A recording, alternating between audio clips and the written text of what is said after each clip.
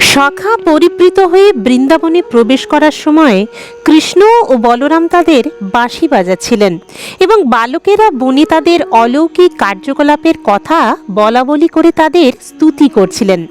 সেই সময় গাভীদের পদবিক্ষিপ্ত ধুলোরাশিতে শ্রীকৃষ্ণের ময়ূরপুচ্ছ এবং বনফুল গ্রথিত কুন্তল রঞ্জিত হয়েছিল। তিনি সুরম্য হাস্য, মনোহর কটাক্ষপাত এবং বেণুধ্বনি সহকারে আসছিলেন।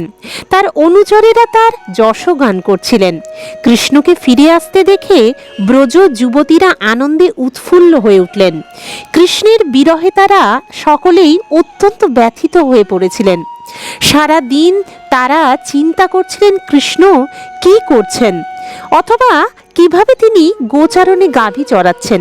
কৃষ্ণকে ফিরে আসতে দেখে তাদের সমস্ত উৎকণ্ঠা বিদূরিত হয়ে গেল এবং ভ্রমর যেভাবে পদ্মের মধুর জন্য আকুল হয়ে থাকে, ঠিক সেইভাবে তারা কৃষ্ণের মুখের দিকে তাকিয়ে রইলেন।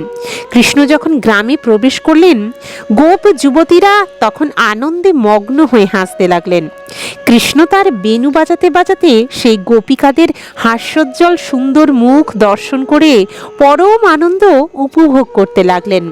পুত্রবৎসলা যশোদা ও রোহিণী দেবী তাদের পুত্র কৃষ্ণ ও বলরামকে কোলে তুলে নিলেন এবং তাদের সমস্ত বাসনা চরিতার্থ করলেন। তারা তাদের অপ্রাকৃত পুত্রদের সেবা করলেন এবং সেই সঙ্গে তাদের আশীর্বাদও করলেন। তাদের স্নান করালেন এবং খুব সুন্দর সাজসজ্জায় ভূষিত করলেন। কৃষ্ণকে পীত বসন পরানো হলো এবং বলরামকে নীল বসন পরানো হলো। নানান রকম রত্ন অলঙ্কার এবং ফুলমালায় তাদের সাজানো হলো। গোচারণ থেকে পরিশ্রান্ত হয়ে ফিরে এসে এইভাবে তাদের শ্রান্তি দূর হওয়ার ফলে তাদের অত্যন্ত প্রাণোচ্ছল এবং সুন্দর দেখাতে লাগলো।